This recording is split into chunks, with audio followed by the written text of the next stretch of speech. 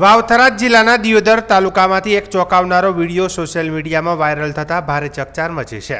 સરકાર દ્વારા બાળકોના પોષણ માટે આપવામાં આવતું દૂધ આંગણવાડી કેન્દ્રની બહાર કચરાના ઢગલા વચ્ચે ફેંકી દેવાયેલ હાલતમાં મળતા જવાબદાર અધિકારીઓ સામે અનેકો સવાલ ઊભા થયા છે। પ્રાથમિક માહિતી મુજબ વાયરલ વિડીયો દિયોદર તાલુકાના કોટડા ગામના આંગણવાડી કેન્દ્રનો હોવાનું સામે આવ્યું છે। વિડીયોમાં કેન્દ્રની બહાર મોટી સંખ્યામાં દૂધના પાઉચો કચરામાં પડેલ જોવા મળી રહ્યા છે। દિયોદર તાલુકાની મોટાભાગની આંગણવાડી કાર્યકર બહેનો પોતાની વિવિધ માગણીઓને લઈને દિયોદર તાલુકા પંચાયત કચેરી ખાતે અચોક્કસ મુદતની હડતાલ પર છે, જેના કારણે અનેક આંગણવાડી કેન્દ્રો પર તાળા લટકેલા જોવા મળી રહ્યા છે। આ પરિસ્થિતિ વચ્ચે બાળકોના પોષણ માટે સરકાર તરફથી આપવામાં આવતું દૂધ આ રીતે કચરામાં ફેંકાયેલું મળતા પ્રશ્નો ઊભા થયા છે કે આ દૂધનો જથ્થો કોણે અને શા માટે બહાર ફેંક્યો? કેન્દ્ર બંધ હોવા છતાં દૂધના પાઉચો બહાર કેવી રીતે આવ્યા?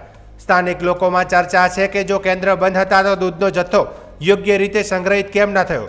શું દૂધ સમયસર વિતરણ ન થતાં બગડી ગયું હતું કે પછી બેદરકારીપૂર્વક ફેંકી દેવાયું? આ મામલે સોશિયલ મીડિયામાં આક્રોશ જોવા મળી રહ્યો છે અને સરકારની પોષણ યોજનાના સવાલો ઊભા થઈ રહ્યા છે।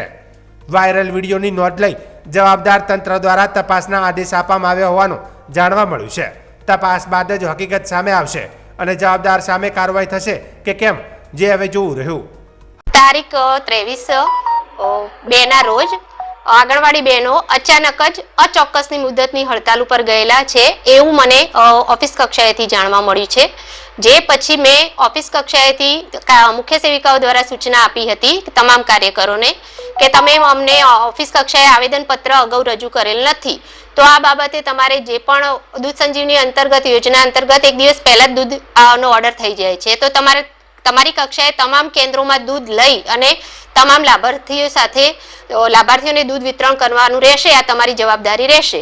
જો આવું નહીં કરવામાં આવે તો તમારી સામે શિક્ષાત્મક કાર્યવાહી કરવામાં આવશે। આ બાબતે મેં ઈ સરકાર દ્વારા તમામને નોટિસ આપી અને દરેક સેજાના ગ્રુપમાં મુકાયું છે।